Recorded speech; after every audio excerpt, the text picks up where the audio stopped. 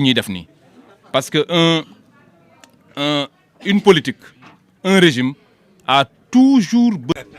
mais dama bëggoon poser benn question Bassirou Kébé lay poser question quoi Bassirou est-ce que d'accord nga ci concept bi mun na de propagande au sens positif nag quand même du terme est-ce qu'il y a des limites waaw est-ce que xalaatoo ni aussi de s'ouvrir un peu quoi au lieu de rester voilà la question c'est à Bassirou. émission bi ala daw mel. Asalaamaaleykum merci monsieur le présentateur machallah déjà waaw c'est vrai désolé bon, déjà avant may tontu question bi dama bëggoon vraiment remercier waa Feeñal Digital déjà si considération bi ñu am pour ma petite personne ba invité ma fii à côté d'éminentes personnalités et d'éminents patriotes vraiment je suis même ému honneur la ci man di remercier donc yaayu Fatima ak ñi mu àndal ñëpp di leen ñaanal vraiment yàlla tas fi barkeem lépp lu ñu séntu rek ci lii ñu am lu ko raw sax te gëm naa ne loolu mooy am incha allah parce que ay xol yu rafet ñoo teg lii di kontaan trop tamit ñi ma bokkal premier plateau symbolique bi Chérif Ousseynou moom xëy na miinu ma ko trop te waa damay xaw a sax rus nii mais xam naa li muy def ci parti bi yëpp jàmbaar la te gis nañ taxawaayam ci wetu président Ousmane Sonko ak suñu prisonniers yeeg ñëpp di ko sant di ko gërëm grand waay itam sama grand la miinu ma ko trop dama xaw a rus tamit mais c'est quelqu'un boo xam ne je l'apprécie te wax na dëgg maa moom ni ñuy gisee benn la des fois damay publier sax ñu ne ma yaa ngi toppandoo waali maa leen xëy na dañoo xaw a nuroo rek si loolu. yooyu itam grand Abbas depuis sànq yaa ngi def ay témoignages man nag aayuma ci témoignage pas parce que bëgguma ko def mais des fois xam nga rek mooy laa dul am mais dafa am loo xam ne foog ma témoignal la ko politique dafa doy waar. parce que des fois da ngay wax nit yi naan la da ngay wax pour am buzz wala da ngay wax pour lii pour là wala ngay commencer émerger ñenn ñi di la bloquer ak yooyu man bi may soog a dugg ci parti bi Abbas Fall bokk na ci ñi nga xam ne ñoo mu poussé. bi ñuy créé secrétariat national organisation moom ak président Bassirou Diomaye Faye ñoo mu poussé ne ma demal jël parce que gis nañ ci yow potentiel musuma bloqué au contraire lu mu gis lu baax ci parti bi daf ma naan demal ci peux y être ñu bëri ak position yi may jël dañuy yaakaar ne sax président Ousmane Sonko laa gën jege mais man président Bassirou Diomaye Faye laa gënoon jege fuuf bokkul sax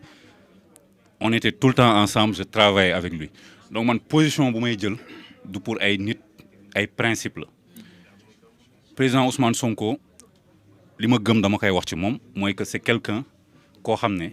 pour man waratul souffrir une seconde au Sénégal parce que ñun bi ñu toogee suñu kër lu bëri métti ñu ci Sénégal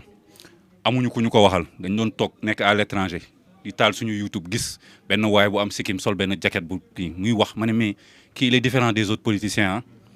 muy wax ma koy déglu ma ne man non du ma mës a dugg ci politique avant may dugg Pastef sax lu ñu bëri xamul dugg naa ci benn mouvement citoyen pendant 1 mois parce que dama doon hésiter encore dugg ci parti politique. dama bind message boobu dama bind 2015 ci page Facebook bu Pastef ne leen je veux intégrer kenn faalewu ma bàyyi fa sama numéro yëpp ma ne parti bi ils sont pas sérieux c'est là demee mais j'avais du mal à intégrer un parti politique parce que musuma xam ko intégrer parti politique sama famille kenn musu ko intégrer et cetera mais président Ousmane Sonko moo yeewaat patriotisme bi doon nelaw ci man ba mu jël sama tànk dugg ci Pastef bi ma fa ñëwee nag fekk fa ay nit yu gore comme Abbas Fall. loolu dama ko koy témoigner nit ku baax la waxuma ko pour dara mais c'est quelqu'un de très généreux très très généreux Alioune Kébé mon frère aussi ñu bëri dañuy yaakaar ne ñoo bokk ndey ak baay wala dañu bokk gaw ma sax ne bokk nañ dara à part Kébé bi mais c'est quelqu'un que j'ai rencontré koo xam ne ku bëgg parti bi di def lu bëri te du ko wax kenn notamment à Touba à Saint-Louis et cetera di dimbali ñu bëri ci parti bi te kenn du ko yëg man patriote yooyu laa gëm léegi nag man tam bëgguma xabaabal comme grand Wally pour répondre à cette question bi man su ma sañoon sax gouvernement bi day am ministère de la propagande xam nga lu tax parce que ñun yenn mooy dañu koy tubaab yi ñoom ñoo changé signification bi alors que au départ ce n'était pas les mêmes significations par exemple suñu ne nit c'est un populiste mais être populiste c'est quelque chose de très bien xam nga lan mooy être populiste à l'époque mooy soo jegee askan wi nga xam ne yow liy metti askan wi moo lay metti moom ngay wax mais léegi dañ dem ba def ko lu péjoratif propagande c'est parce que durant la deuxième guerre mondiale Goebbels nekkoon na ministre de la propagande di def propagande Hitler ñu ne lu ba déedéet li Pastef di def li Pastef di sumb li Pastef bëggal réew mi on doit en faire la propagande te loolu il faut l'assumer ça veut pas dire que nag il faut être fermé à la critique ñun on doit être même ñun je pense même que Pastef on est plus critique envers nous-mêmes que ñeneen ñi même ñun des fois dañuy ñëw mel ne luy sànni xeer sax suñu bopp parce que on a une certaine exigence parce que dañu bëgg suñu réew man su ma amee conseil bu may jox ñoom yaay Fatima loolu la il faut avoir l'esprit ouvert accepter que ñëpp bëgguñu Pastef qu'il y a des gens qui vont nous critiquer mais assumer ne que ñun ñoo war a defar réew mi ñun on va faire notre propagande lu ñu def lu baax on va le faire lu ñu gis na nag jubul comme ça neen ko waxee Abbas wax na leen ko nee na même soo leen gisee ne da ngeen ko war a sànni xeer moom sànni leen ko xeer te loolu ouverture d'esprit la bés boo leen gisee ne du ma ne DG waar yi balaa mu may kii mais doo leen gisee ne DG Bassirou Kébé SNHLM def na fa lu mu warul def saytu leen ko xool ne ko DG lii moom waratoo ko def teggi sa tànk donc man loolu laa leen di encourager mais nag bu leen mës a hésiter de faire la propagande de notre gouvernement et de Pastef incha allah maa ngi leen di gërëm di leen sant merci beaucoup. merci beaucoup DG Bassirou Kébé dégg nañu kàddu yi loo xam ne d'accord nañ ci en grande partie am nañu fi nekk vraiment Cheikh Bara Ndiaye mu ngi fii mu ngi ñuy teewe ne mbir mi mu ngi seetaan émission bi xam naa moom sax dinañ ko ci jox mu sànni kàddu mais 2 minutes laa ko jox parce que damay bañ mu xabaabal temps bi dafa xaw a kii voilà Diouf Lambaye tamit mu ngi fi l'homme de Tchiki moom mu ngi fi l'histoire nous sera contée xëy na Waly Diouf Bodian et je suis d'accord avec Waly teel na bind moi je vous fais une anecdote bi ma génnee kaso dama nekk kaso 1 mois lu bari ñëw sama bopp benn carton laa jëloon di bind bi ma génnee man damay bind j'avais même un titre pour le livre danaa ko souffler Waly mais ma génn gis affaire yi gën a takkarnaase ma ne non c'est pas le moment parce qu'il y a beaucoup de choses qu'il faudra raconter et le soir ne peut pas être haché dañu bàyyi ba mu mat il y a beaucoup de choses à dire te boobaa ñu xam ni Sénégal ku mel ni Ousmane Sonko dootu fi amu ci donc gaa yaa ngi fii maa ngi nuyu ñu fi teew ñëpp donc ma jox kàddu gi Alioune l'homme de Bordeaux l'homme de Touba et de Saint-Louis moom dafa am histoire bu atypique boo xam ne daf ma ko nettali bi ñu nekkee Bordeaux mais xam naa dina ci ñëwaat mais di ko laaj rek moom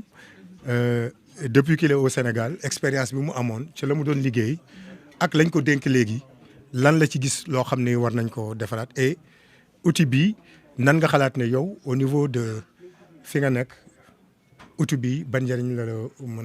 mën a amal Alioune Kébé ñu jox la kàddu.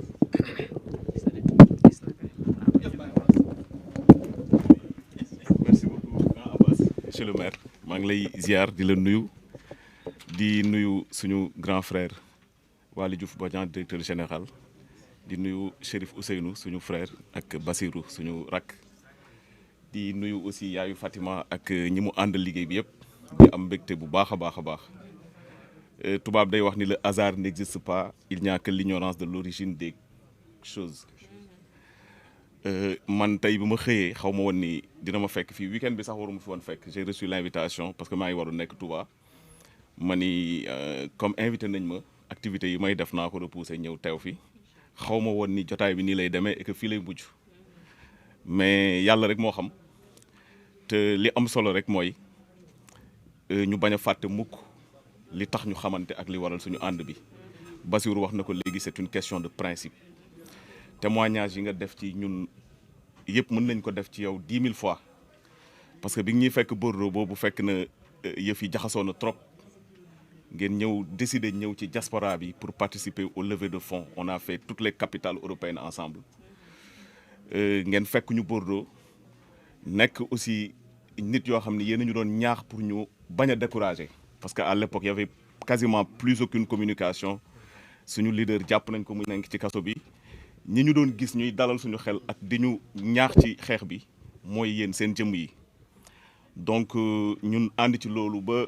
yàlla may ñu arrivé au pouvoir maa ngi fàttaliku bi ñu defee élection présidentielle yi ma ñibbi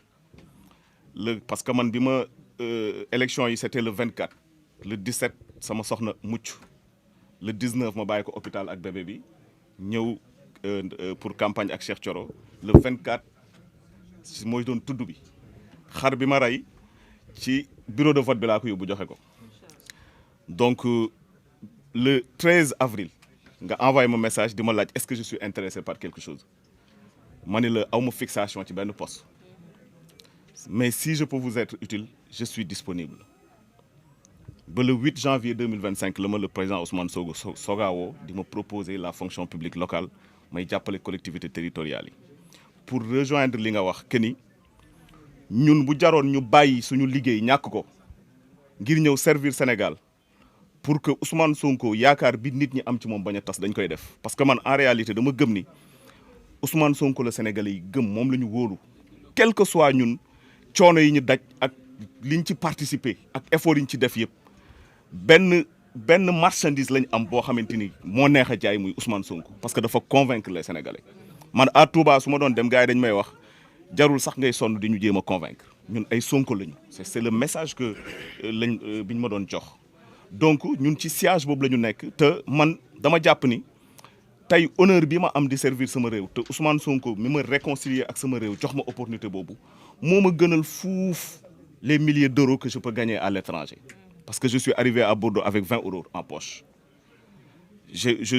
bi may avant may ñëw ñu may nommé di ma jox ay responsabilités fekk na lépp lu nit war a am ci àdduna yàlla suturaal na ma am ko mais da ngay toll foo xam ne c'est àdduna sa mbébét dafay weesu sa jëmmi bopp ak yow li nga mën a am ak li nga yóbbu sa kër ak li ngay jox sa njaboot te loolu man vraiment le président Ousmane Sonko moo ko yee ci man en toute honnêteté moo tax xeex bii ñu nekk nga xam ni dañu toll peut-être ci deuxième phase bi man duma ci layam-layam nekk directeur général ak ñàkk ko nekk laa yemale tey sama poste bu ma ko ñàkkoon tey du changer dara ci sama dund waaye du aspect pécunier bi moo tax may wax parce que nit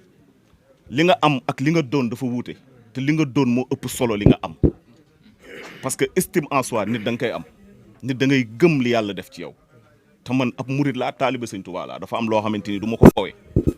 mooy man intégrité ak pas-pas ak gëm-gëm day dëggu ci man lu may dugg day nekk dëgg ci man moo tax le président Ousmane Sonko duñ ko yemale ak lenn du question par parloo nag du question bëgg a féewale ak wut ay buzz ak wut ay opportunité déedéet weesu nañ foofu c'est une question de principe comme ni ko Bassirou waxee donc foofu daal laay yemale kàddu gi ci wet boobu wax ñoom soxna Fatima que ni en tout cas lii outil la boo xamante ni non seulement war na def propagande Pastef le parti du président Ousmane Sonko et de l'action du gouvernement ba li nga xamante ni moom la ñi àndul ak ñun bëgg a wane ñu wan leen la vérité ak li nga xamante ni mooy dëgg ak li nga xamante ni ci lañ nekk mais aussi outil de propagande politique la parce que la communication joue un rôle crucial et déterminant en politique donc ñu ngi leen di féliciter di leen wax nag ni leen on ñun jël nañ engagement ferme accompagner leen jël suñu am ak suñu mën-mën ak suñu xam-xam participer ko ci liggéey bi ngeen di def et incha allah on vous donne rendez-vous très prochainement merci beaucoup. jërëjëf directeur ma leen di yëgal tamit ne le docteur El Mansour Diop gis naa ko ci ginnaaw le directeur de l'hôpital Le Dantec. non bu leen yàq émission bi saa yi dama leen dàq sama plateau ah bu leen yàq émission bi waaw donc El Mansour ñu ngi lay nuyu le directeur El Mansour moom bi xeex bi méttee quand même cabinet am xale yu